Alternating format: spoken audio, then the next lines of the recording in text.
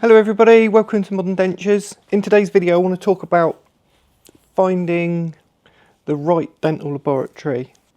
Now I've got quite a few thoughts on this. I think one of the main aspects or the most important things that we look at is obviously how good they are. Nobody wants to use a rubbish laboratory.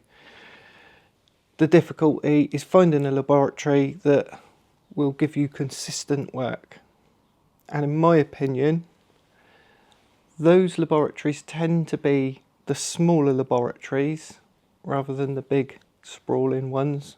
Sorry Swift, that you may disagree with me because you have a system to reproduce the same every time. My argument would be that when you've got lots of different technicians working on the same task, that kind of gets diluted down a little bit. The inconsistencies between the different technicians will give you a different product every time. Whereas if you're using a laboratory that's using the same technicians to do the same work, you get more consistent work. I may be wrong, but that's just my thoughts. My other thought is that also if it's a more dedicated lab, in my experience, sometimes they produce the better work. So I know a lot of dental practices like to just send all their work to one laboratory, a laboratory that does all their crown and bridge, they do all their bites and trays, all their denture work, sorry. And I think in a lot of cases that can work really well. However, if you're struggling to find a laboratory that does consistent work, then my argument would be look for a laboratory that just does prosthetics, for example. Or if you want crown and bridge, find the laboratory that just does crown and bridge, because those are the two main aspects. Well, you've got three. So you've got crown and bridge, the prosthetics, and then the chrome side of things. And those three jobs are three completely different jobs. And somebody that's really good at crown and bridge might not be very good at doing the denture work. Somebody that does dentures may not be very good at doing the metal casting or printing, as it's doing more and more frequently these days. And so there's lots of different elements in that business, and to run a laboratory that does crown and bridge, that does prosthetics, does the chrome, the metal casting, doing everything is difficult to manage because of all the different things that are going on. This comes back to my last video that I was talking about dentists just doing dentures or just doing crown and bridge work or just doing implants, like finding your niche, finding what you're really good at and just doing lots of that. And it's the same sort of thing as that. If you're going to have a lab and you're going to grow it, rather than grow it to do everything, it would be better, in my opinion, to grow it in just one specific area and get really good at that. The difficulty for that, for labs, is the practices that want everything. And this comes down to the NHS versus private as well. And this is what I'd say. If you're a dentist and you're doing NHS dentures and you're doing private dentures, your private dentures are not going to be as good as the private dentures that you would do if you just did private dentures. The same goes for laboratories. If a laboratory's doing NHS dentures and they're doing private dentures, their private dentures are not going to be as good as their NHS dentures because they're two different beasts.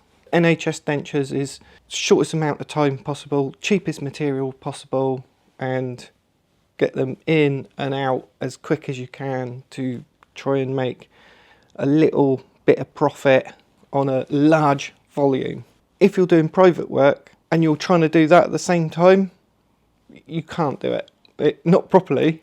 What you end up doing is your private work will suffer, because your private work is get the best materials, use the best systems, take your time, do everything properly, make sure that you're producing a fantastic product. That doesn't work with the NHS side of things. If you're trying to do two, they'll both suffer. And the way that they will suffer is that your private work won't be as good because you've got the mindset and mentality of setting up quickly and all that do sort of attitude, And then the NHS side will suffer because you'll end up spending more time than you can afford to spend doing it, because you're doing it to a high standard as you're used to doing the private work.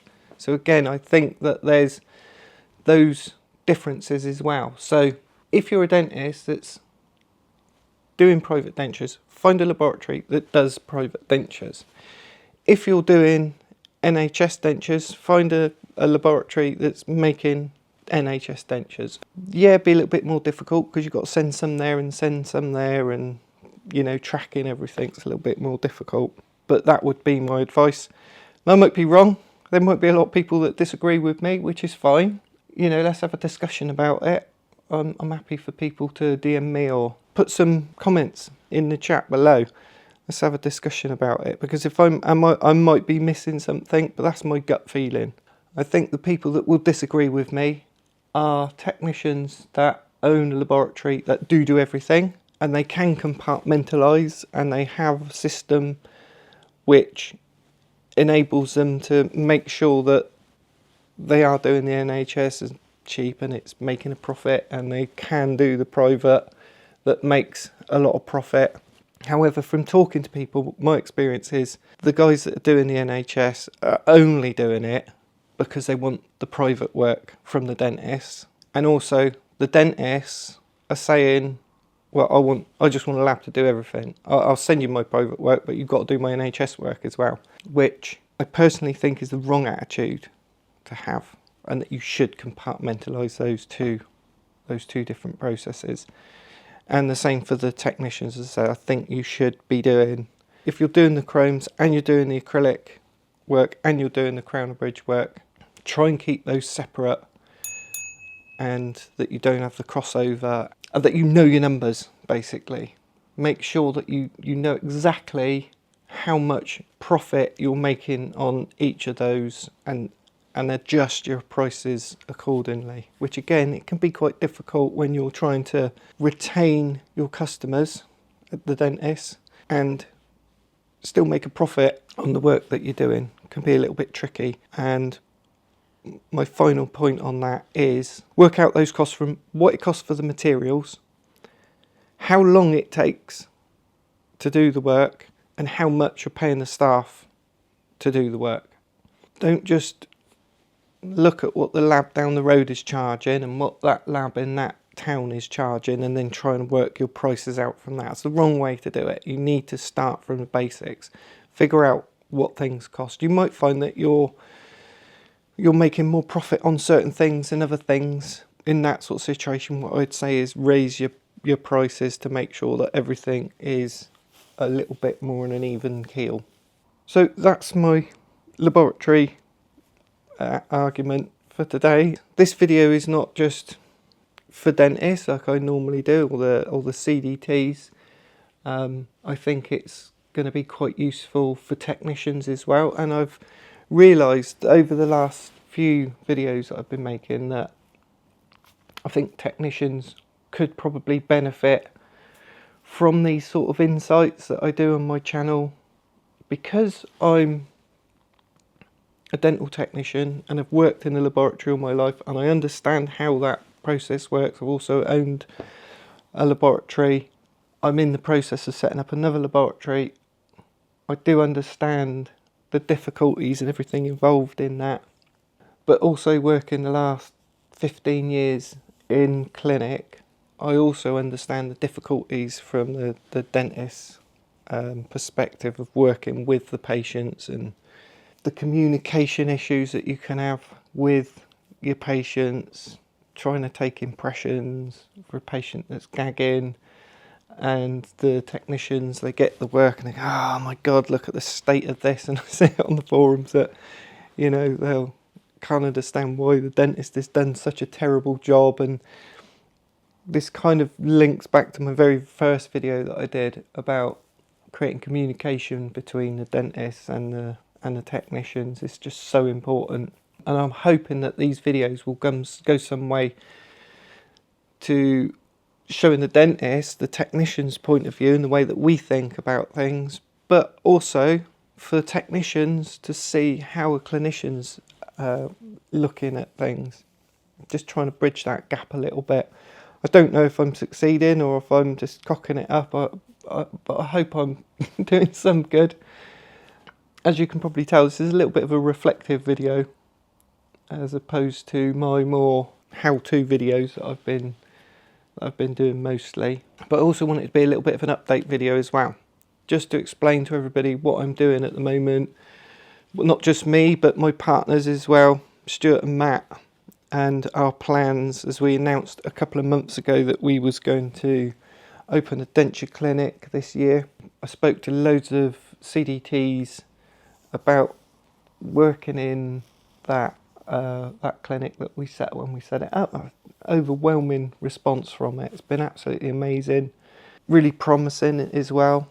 I think that whoever we end up working with, it's going to be a really good experience and a benefit to everybody involved, because with our expertise of marketing and setting up dental practices, dental clinics, running them, and all the experience of managing those sorts of difficulties, managing those practices, I think is going to be really good.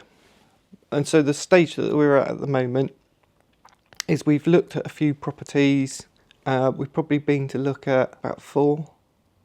We put an offer in on one of them, but it was a bit big for what we needed, and so we tried to lower the price a little bit, but we didn't get that one. We looked at another one that we've put an offer in. That's looking really promising. Good price, good size.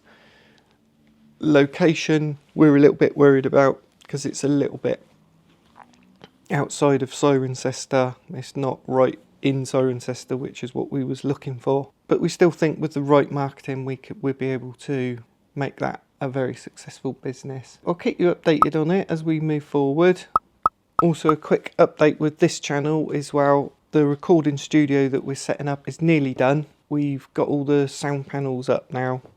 We've got table chairs in there, and we've had a couple of guys in that have been using it just to do some podcasts for like video gaming. That went really well. Lighting looked really good.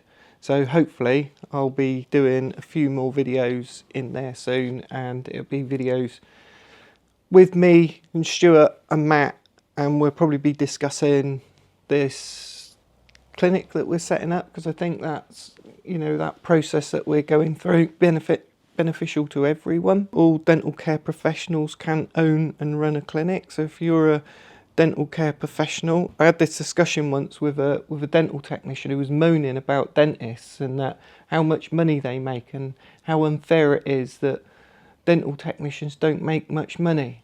And I said, well, set up your own clinic then. What? Well, if you want to earn a lot of money, set up your own dental practice and you'll make more money, because you can get associates to work in there to do the dentistry. You don't have to do the dentistry. And they didn't like the idea of that. It's like, well, that'd be too much work. Well, we've all got opportunities. We can all do it. If you're a dental technician, you could open a clinic. You could open a denture clinic and then get a clinical dental technician to work for you.